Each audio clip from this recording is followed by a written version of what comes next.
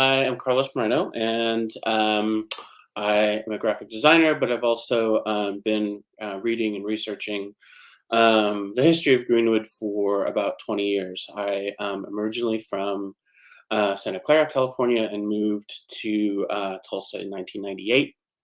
Early on in my career, when I first landed here, I started working for the Oklahoma Eagle, and I was part of the Oklahoma Eagle team that put together the special issue on the Tulsa Race Massacre, and this was um, following the 2001 Race Massacre Commission report that came out. And if you've ever seen it, it's about a little over 200 pages long, and it's very dense and academic. Um, and so we at the newspaper wanted to create something that was a little bit more digestible by the newspaper's readers, something that had kind of a summary with the things that were in the report, something that was just a little bit more readable and accessible with photographs and a lot of the history that the Oklahoma Eagle had. The Oklahoma Eagle is the largest Black newspaper in Tulsa, um, and is the successor to the Tulsa Star that Mr. Odell mentioned earlier. And so, with all this history and all the research that I had been doing for years and years and years, with the centennial coming up back in late 2018, early 2019. I was asked to kind of put together a lot of the stuff that I had into a book, and I really didn't have a whole lot of experience. I'd written a few articles, but certainly not something as large as a book project. But I had a couple of goals, and those were to tell the stories of the families who lived in Greenwood, and another goal that I had is to really create kind of a human connection. A lot of the books that had existed previously, and that's changing now, but a lot of the books that had been written about Greenwood and about the massacre were sort of written as history books or sort of academic exercises, and you really didn't get a sense of who these folks were or where they came from or what their kind of dreams and aspirations were, what their interests were, where their families came from, stuff like that. So I really wanted to create that sort of human connection. And I was guided along by journalist Ann Patton, who did some freelance writing for the Eagle. She also wrote for the Tulsa Tribune at the time, and this was in the 70s. And she wrote probably the most comprehensive book about Tulsa's water system and levee system, um, uh, and has written several other books. I was mentored, of course, by Jim Goodwin and Ed Goodwin Jr. At the Oklahoma Eagle back in the 90s and early 2000s. And more recently, reading Shamari Will's book, Black Fortunes, I really appreciated the way that he sort of took a lot of historic information, but put it into a very personal context. It's a book that's got a lot of history. It's about the first six Black people in the United States to achieve the status of millionaire during the Reconstruction era, which $1 million might not seem like a whole lot of money right now, but back in the 1860s, 70s, 80s, it was like being a billionaire today. And so for him to tell the stories of the first Black people to achieve this status, a couple of them who were women, which is very, very interesting.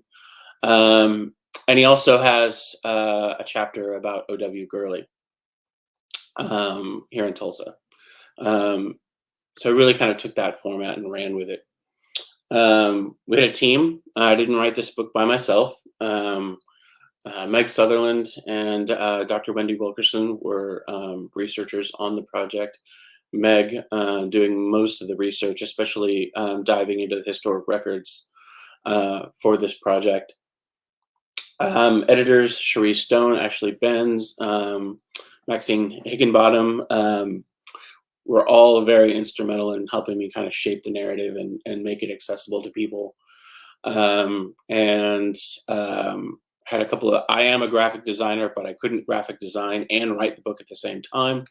So I had a couple of designers help me out with that. Trey Thaxton, who's an excellent graphic designer in the Greenwood area. And then Mary McNett did all the layout and typesetting for the book. And so I wanted to talk mostly today about where we sourced the information for Victor of Greenwood. Because I think that when we're talking about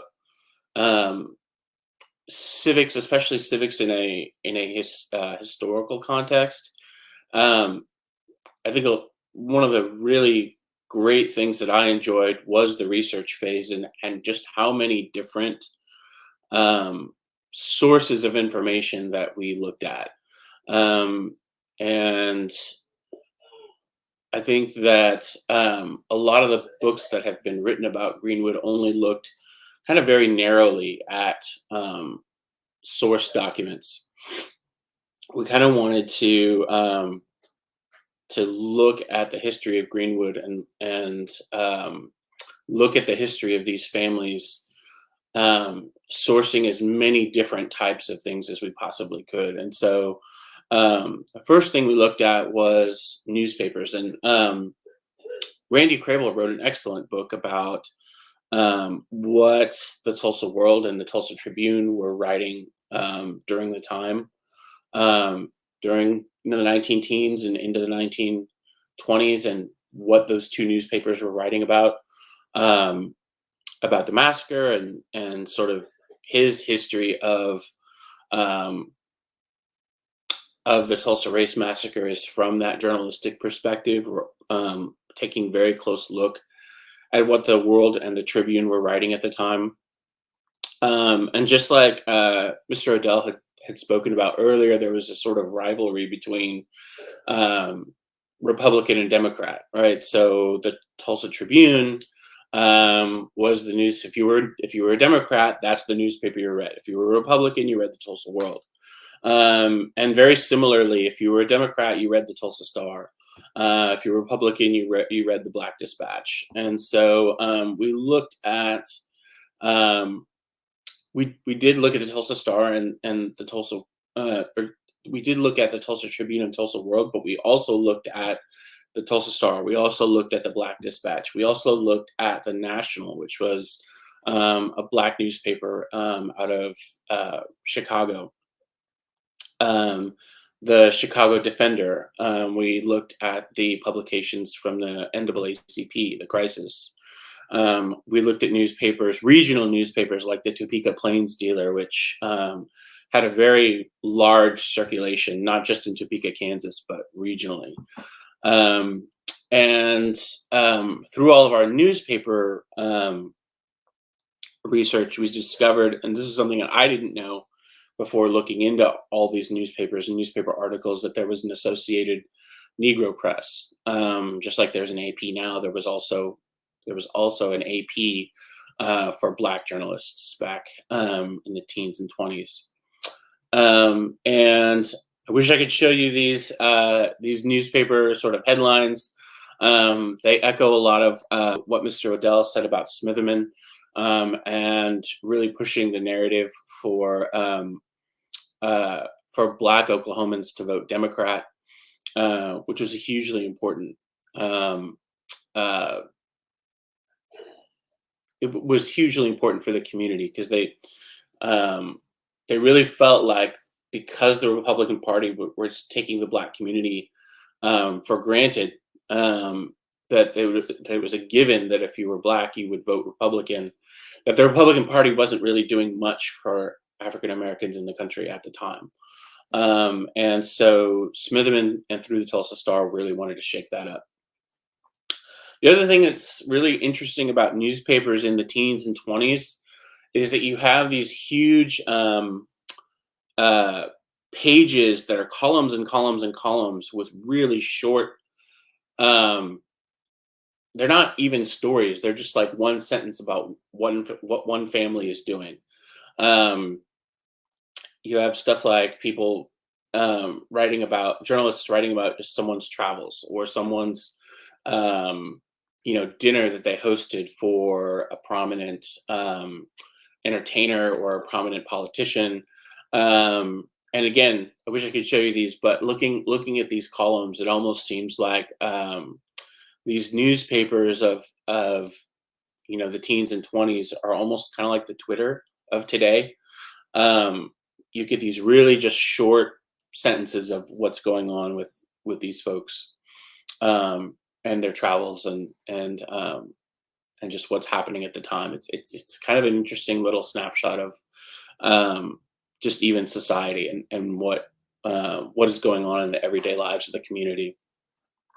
So I thought that was really interesting.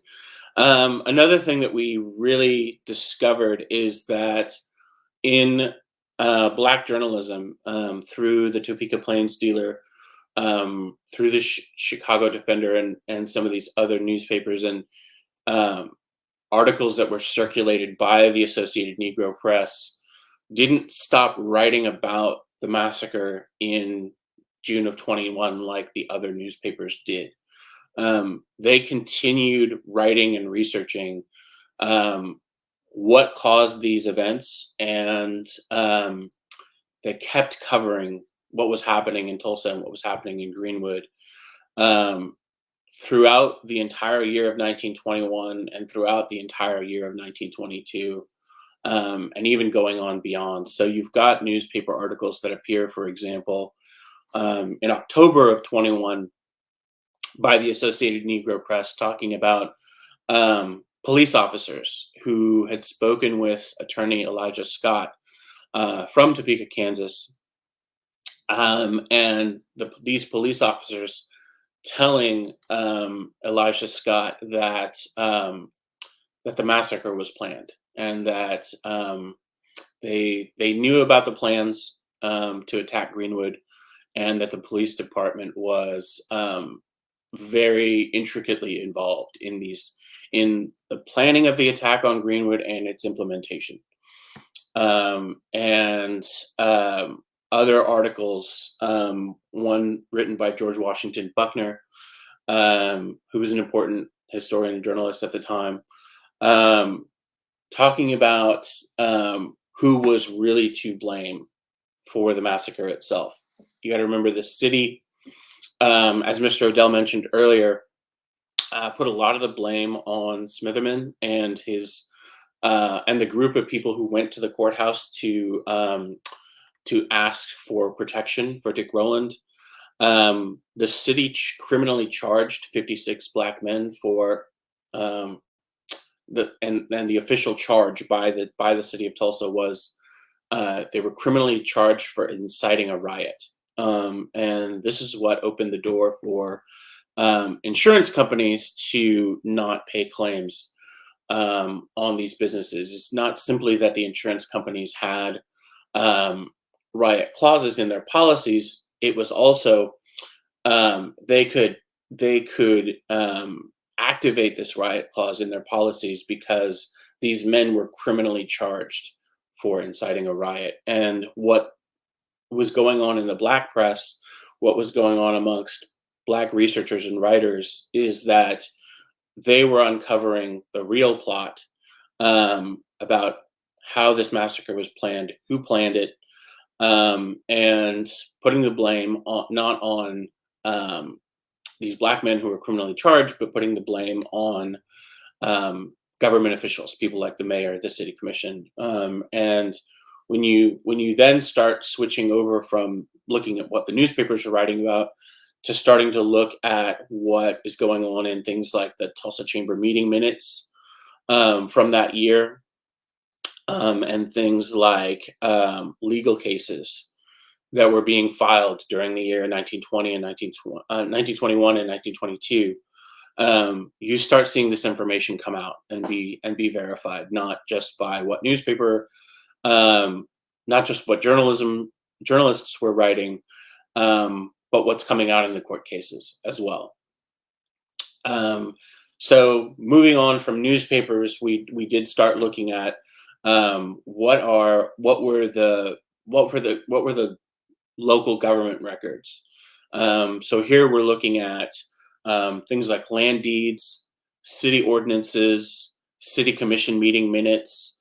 There was a report that was written by the Red Cross. Maurice Willows led the Red Cross relief effort for Greenwood. And Maurice Willows kept meticulous records. Every nail, every piece of plywood and lumber, every tent, every piece of clothing, all the medical supplies. He accounts for every single thing that was purchased by the Red Cross to help in the relief effort. He interviewed his team. He had a team of people, both black and white, who worked in the community. Interviewed 5,400 and it was 5,420 people, just to get a sense for who was hurt, who was wounded. He had, in these interviews going into the community, he had discovered that there had been 400 children who had been orphaned. And so they provided services for those orphans. Backing up a second, the Booker T. Washington High School campus, which was comprised of 4 buildings, none of which were touched by the fires of the massacre. So these buildings were left completely intact. And so Maurice Willows decided to use those 4 buildings for the Red Cross, and sort of set up the Red Cross Relief Headquarters in the Booker T. Washington High School campus. And so folks working out of those 4 buildings really led. So one of the buildings was used as a hospital, another the buildings was used as kind of a health clinic. Again, you're talking about 1921, so we're still coming off of the 1918, would be eventually known as the Spanish flu, but it didn't start in Spain. It started in Arkansas. But a lot of people needed vaccines. And so he set up a vaccination clinic. And the other 2 buildings were used for either offices or to collect donations, not just money, but donations of food and clothing and these Army surplus tents that were used for housing. So that Red Cross report just contains a wealth of information about not necessarily the massacre itself, but what went on in the months following. The Sanborn Insurance Company had fire insurance maps. So those maps give you a really good idea of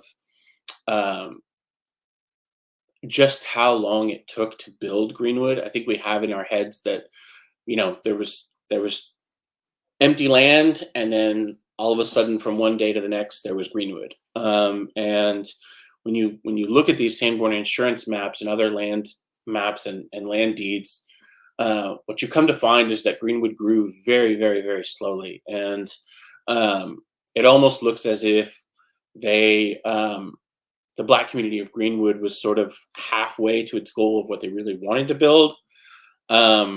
And just hadn't quite gotten there by 1921. A couple of examples: Mount Zion had just been finished being built in April of 1921, so just a little over a month before the massacre happens. Vernon AME Church, they had plans to build a 3-story church and had only built the first story, and they were actively in the process of fundraising for building the other 2 stories when the massacre happened. So, and you have a lot of the residential area of Greenwood that was kind of dirt roads and no electricity and no indoor plumbing and that kind of thing before May of 1921. So we looked at all of those records. We looked at census data. We found the original land deed for Greenwood. which, by the way, was not under the name of O.W. Gurley. When we looked for that under O.W. Gurley, we couldn't find it.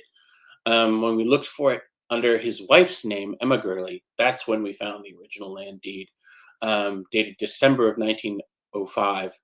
The original land purchase that would eventually become this neighborhood that was known as Greenwood. The Greenwood Street was already named. It was named by the Patton brothers, who designed the street grid for the city of Tulsa, which incorporated in 1902.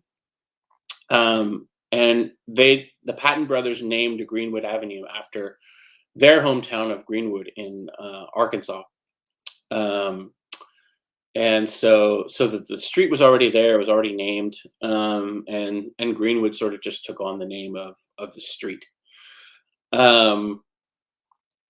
So from those land records, we went on and started looking at genealogical records. So we looked at things like birth certificates, military records, marriage certificates, death certificates, and you really start getting a wealth of information from those types of records. Obviously, dates of things like marriages and when people were signed up for the military.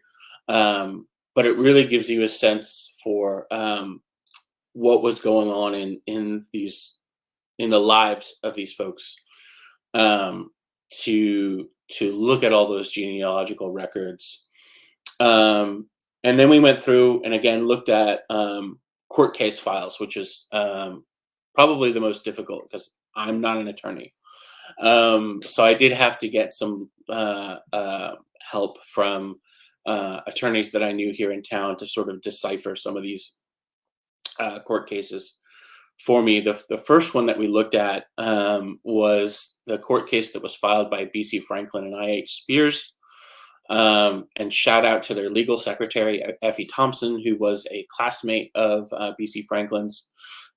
She was very instrumental in to have an interracial team, a legal team, was pretty significant at the time. But the three of them, and this is sort of a photograph that is one of the most popular photographs of the massacre. The three of them, and Effie Thompson's kind of in the middle, and B.C. Franklin and I.H. Spears are on either side of her with their typewriters and law books in this Army surplus tent. And what they're doing is mounting a lawsuit against the city of Tulsa, the city commission, Mayor T.D. Evans, the police commissioner, the police chief, the sheriff. The list of defendants on this lawsuit is about half a page long. So B.C. Franklin fighting the entire power structure of the city of Tulsa. And what they were fighting was a change in a city ordinance. And the city ordinance said that the city had no control over building codes and fire codes for the community of Greenwood because it was outside of the fire department's sort of jurisdiction. And so the city voted first to amend the boundaries of where they could govern and where the fire department could and the police department could enforce the law. And then they said that that this community of Greenwood could not be built the way it was built before. So you couldn't use things like wood and you couldn't build one-story buildings. So it really became prohibitively expensive for people to rebuild their homes, and that was by intent. There was a group that was influencing the city commissioners and the mayor, a group that was led by Tate Brady, and somebody that he had on the inside working on the city as a city commissioner, Herman Newblock, that really wanted to take Greenwood and change it from being a mostly residential. The southern part of it was a business district, but the rest of Greenwood was a residential district. But they wanted to take this community of Greenwood and make it into an industrial area and install a central train depot. If you look at a map, and again, it's in the slide deck, but if you look at a map of downtown Tulsa at the time.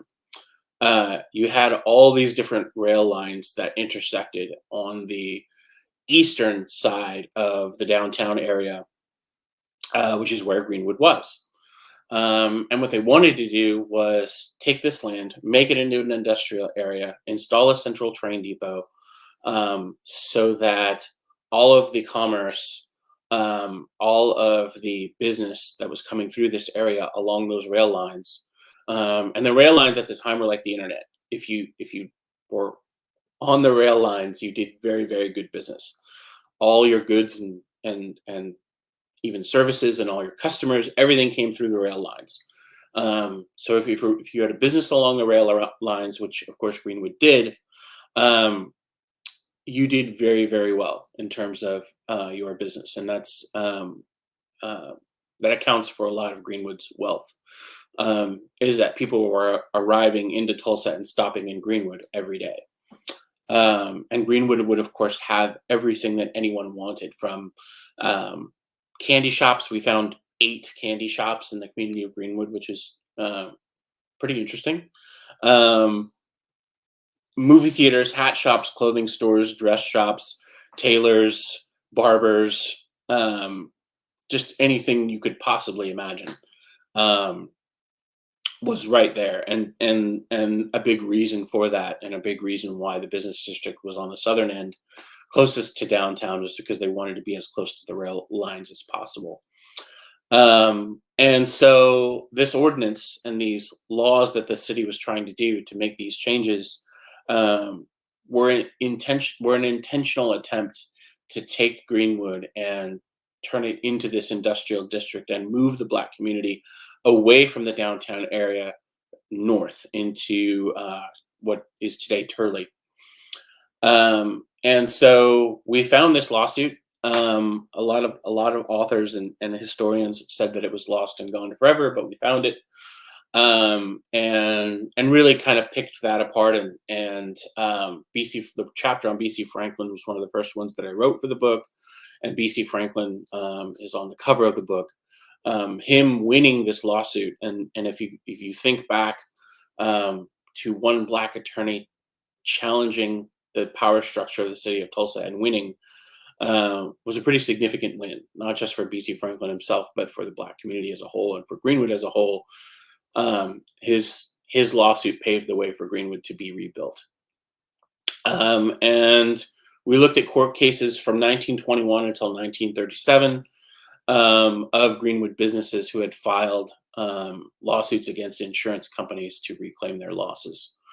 And in these court cases, one in particular, the court case of what is today Jack's Funeral Home. Back then, it was Jackson Undertaking. When you look at the Jackson Undertaking court case, you really see that the attorneys worked very, very hard to counter this narrative that it was Black men who incited the what was then called a riot. But it wasn't these Black men who incited the massacre. That they actually went through and named the names of people who had planned this. And what appears in this court case is the word conspiracy, which if you're an attorney or a judge, to enter the word conspiracy into a court case is a very difficult thing to do, because it has a very specific legal meaning. And I'll just read from the slide. Persons working in conjunction with the city officials and with the city's servants, agents, and employees did, prior to June 1st of 1921, form a conspiracy for the purpose and to the end of destroying the life of the citizens of Tulsa and to destroy the property of said citizens, and did, in furtherance of the conspiracy and intention thereof, said city officials and its servants, agents, and employees, did burn and destroy the plaintiff's property, houses, personal effects, and all personal property contained therein. So what they're saying is that it wasn't Black men inciting a riot. It was the city's servants, agents, and employees in part of a conspiracy to destroy the community of Greenwood. And you find this not just in the court case files, but again, in what journalists were writing at the time. And we looked at biographies and memoirs as well. And there are many. B.C. Franklin wrote an autobiography. He wrote about a lot of his own experiences at the time, which is pretty surprising how he had time to both mount his lawsuit and take time to write about what he was going through at the time. It was pretty astonishing. I don't know that he slept much at night. A.J. Smitherman also wrote a memoir. It was in a series of columns that appeared in the newspaper after he left Tulsa. So he eventually would settle in Buffalo, New York, and would start a newspaper there. And he wrote a lot about his own personal experiences. J.B. Stratford has a memoir as well. Mabel Little wrote a book about her experiences. Jeannie Goodwin wrote a column in the Oklahoma Eagle about her life and experiences. She's the husband of the founder of the Oklahoma Eagle, or she's the wife of the founder of the Oklahoma Eagle. And Eddie Faye Gates interviewed 200 massacre survivors, and so she has 2 books of these personal narratives from people who had been through the massacre, and also knew the community after. So they what they talked about is that the term Black Wall Street really didn't come into popular use until really about the 1940s, is when really most of the folks started to refer to this area not simply as Greenwood, but also as Black Wall Street. The term Negro Wall Street was coined by Booker T. Washington in 1917, and that does appear in a newspaper article. But the name really wasn't the name Black Wall Street or Negro Wall Street really wasn't associated with Greenwood at the time as strongly as it is today. What you see in these narratives is that what people are referring to when they say Black Wall Street is that they're referring to the rebuilt Greenwood. So they talk about Greenwood having been built up before 1921. It was burned down, and then it started its rebuilding. And this newly rebuilt Greenwood that would take from about 1920, late 1921, early 1922 into the 30s and 40s, that is, to them, that was what the community was known as. When they're talking about Black Wall Street, that's the community that they're talking about, is the fact that Greenwood would not, they wouldn't sell their land. They wouldn't allow the city to take control over their land. And the pride in that, and the pride in their resilience and rebuilding, is what gave the name of Greenwood this Black Wall Street name, and why they referred to it as Black Wall Street. Mary E. Jones Parish, of course, her book. And what's interesting about Mary E. Jones Parish is that she was a seasoned writer, and her journalism was pretty darn pioneering. If you have not read Mary E. Jones Parish's book, the original title is Events of the Tulsa Disaster, and it's recently been republished in a new edition. I can't remember what the new edition's called, but you can find it on Amazon. The style of her writing, it's sort of this first person journalism, but also very fact-based journalism. It's the type of journalism that Hunter Thompson would later use in the 60s, of sort of this first person narrative, but it's also journalism. That style of journalism wasn't really didn't really come into popular use until the 60s, early 70s.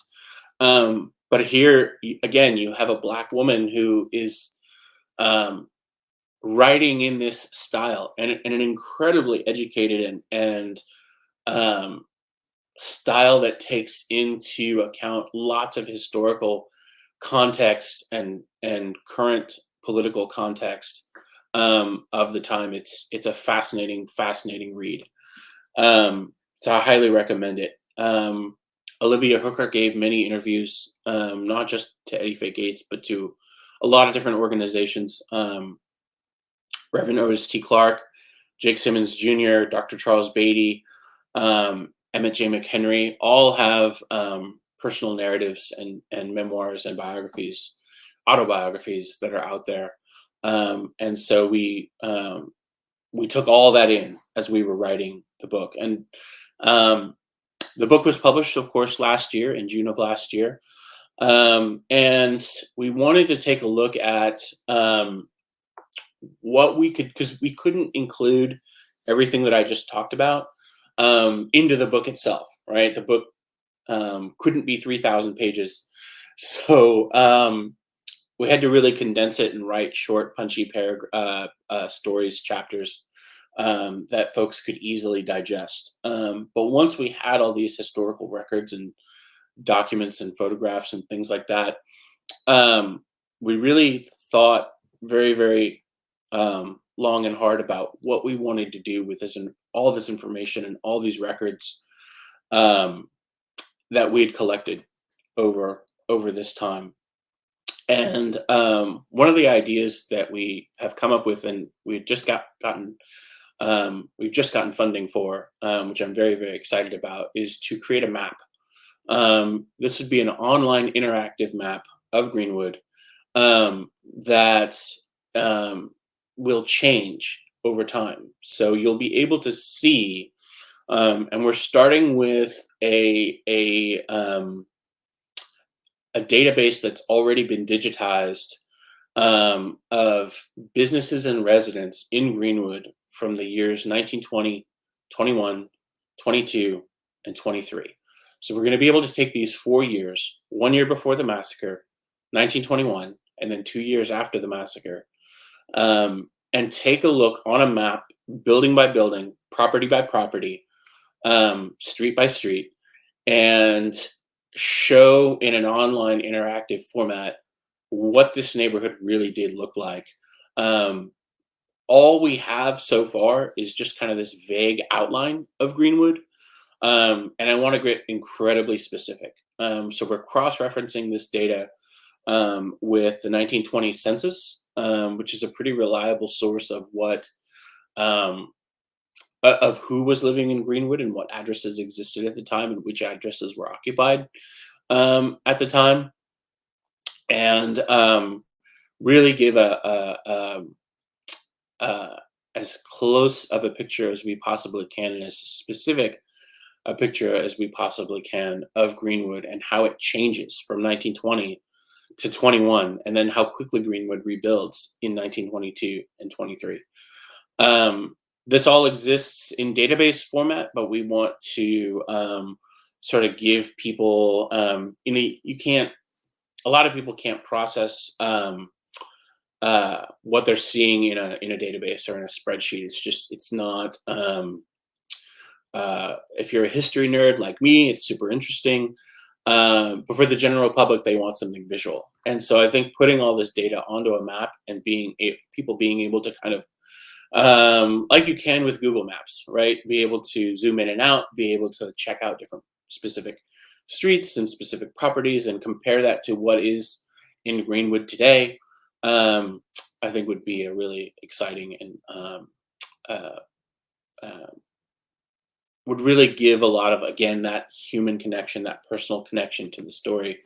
That was our goal in the outset of the project. So I am done speaking, and I will take any questions that you guys have, and yeah, we will make sure that this slide deck gets shared out with all of you, so that you can take a look at the visuals that um, unfortunately weren't able to accompany my presentation. But yeah, any questions? Oh yeah, great question. So there was an accelerator grant that was put out by the George Kaiser Family Foundation, and uh, I honestly did not expect to even receive a response. But not only were they excited by the project, but they decided to fund at least the first phase of this map. So what we're going to do with the George Kaiser Family Foundation Accelerator Grant is build a demo. And this demo will, we're going to sort of unveil it at the Code for America National Brigade Congress in St. Louis in October. So we've got kind of a goal date of having a demo of this map, and that's why we want to focus on just this narrow timeline of 4 years, because that's the data that we have that's already digitized. But what we intend to do is try to go after. I just found a Library of Congress grant and another grant by I can't remember the foundation, but it's another foundation that's really focused on community information and digitizing information that's held by the community. And so I want to keep applying for these grants, because what I want to do with this map is, once we've got this 1920 to 1923 time period, is to be able to go forward, but also backwards.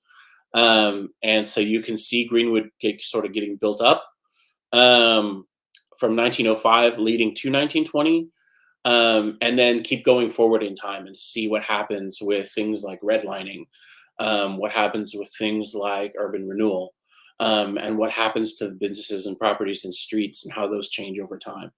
And so that's kind of the ultimate vision, but that's probably going to take several years for that to accomplish. Um, but uh, but yeah, I'm really excited to see how we can take this sort of initial seed of an idea, and kind of have it grow from there. So. And by the way, so the map itself is will be the organization that is sort of leading the charge to create this online interactive map is the local Tulsa Brigade of Code for America. And so, just to kind of give a 10-second pitch about Code for America, it's an organization that so we're an all volunteer organization. Some of our projects are funded, but most of the work that is done by Code for America and Code for America brigades, volunteer brigades, are done by volunteers. So we are looking for volunteers on this project, and we even anticipate that there will be not a ton of money, but there will be some money to pay volunteers as well. So kind of like a hybrid volunteer slash contracting type of model. In the open source world, in the open source software development world, there's what's called a bounty system, which is very much like what it sounds like. We have a task and we put a dollar figure on it, and if you're willing to perform that task, we give you that money. And it's not a ton of money. It's $100 here, $200 there. So nobody's going to get rich off of this project, but it is a little bit more of an incentive for folks to jump in and work on a project than just out of the kindness of their hearts, which we certainly appreciate that type of work, and we have a lot of it. But we also are kind of experimenting with this bounty system and seeing how that can play out. All right, great. Well, thanks a lot, and we'll get these slides out to you, and I'll include information in case anyone's interested and wants to get involved. Thanks a lot.